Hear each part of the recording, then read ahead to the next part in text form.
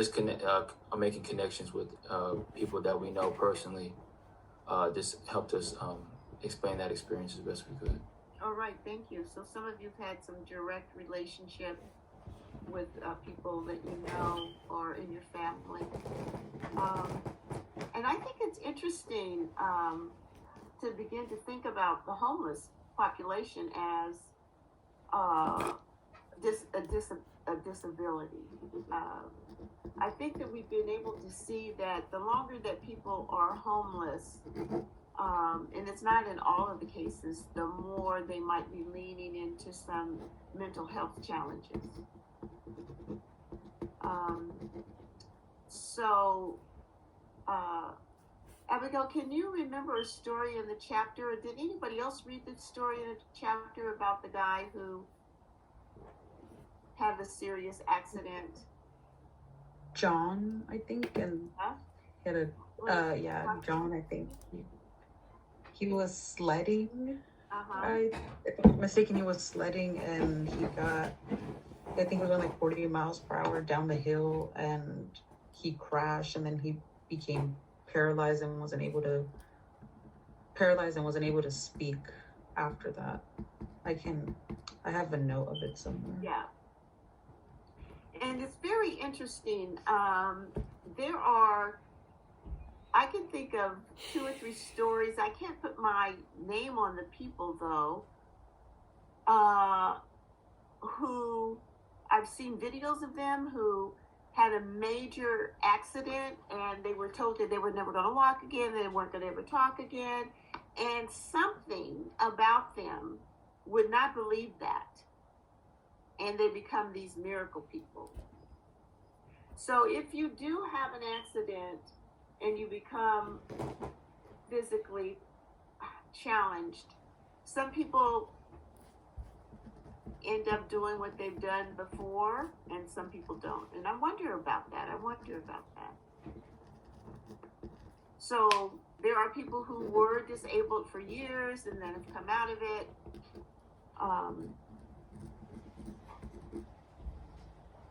But being disabled is almost like being labeled in an other group. And a person who is already a minority and has a disability, it's like a double whammy. Yeah, there was a statement in the chapter that stuck with me. How Takia said that it's the fear of losing the actual physical ability to do something. Like you're literally losing, obviously, the physical ability, and I think that correlated to the guy John, which I just reread. He was going 40 miles an hour and he hit a tree, and his prognosis was like not being able to speak or move. Yeah. So I remember when I was in college, I went to Chico State for my first 2 years, and I got a job in the EOP office.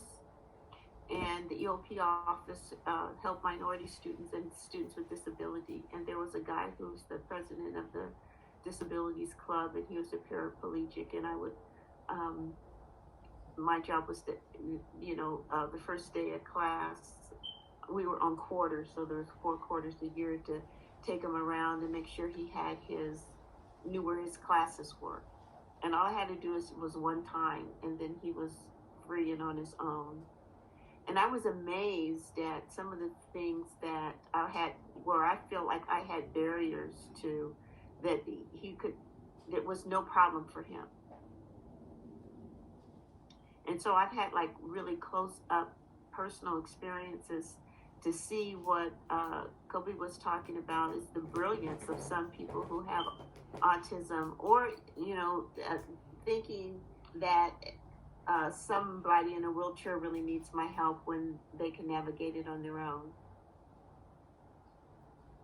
So also in the chapter, it says that in the Obama era, he made a challenge for people to hire vets. And these are guys that have come back from the war.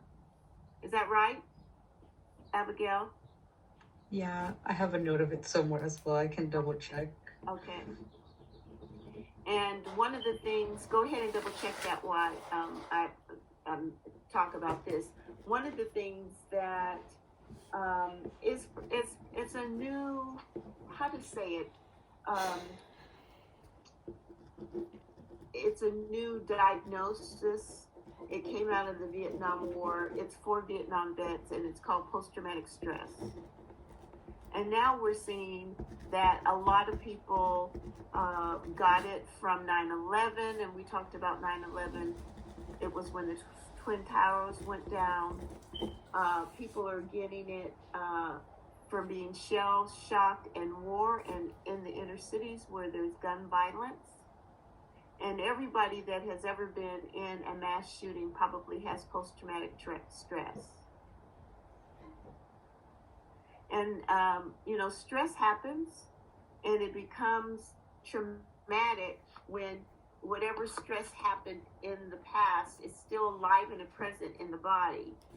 And something outside of you, we talked about objective reality and subjective reality. When something outside of you can trigger the panic inside of you that you felt when you were in that traumatic experience.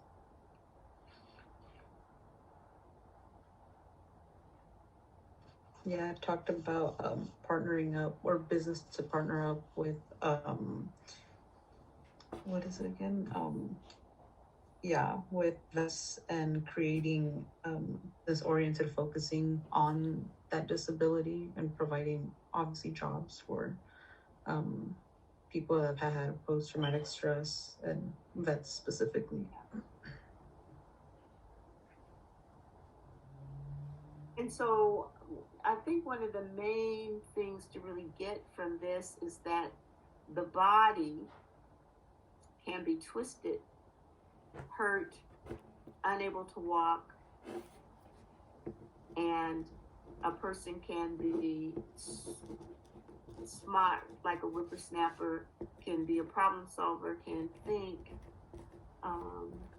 And it draws, in my mind right now, I'm thinking about those real extremes where a person who doesn't have hands is painting with their foot beautifully. So the piece that I think is important is and it says it in the chapter, we have to rethink, we have to reframe, not only around the isms, but around able-bodyism too, which is one of the isms.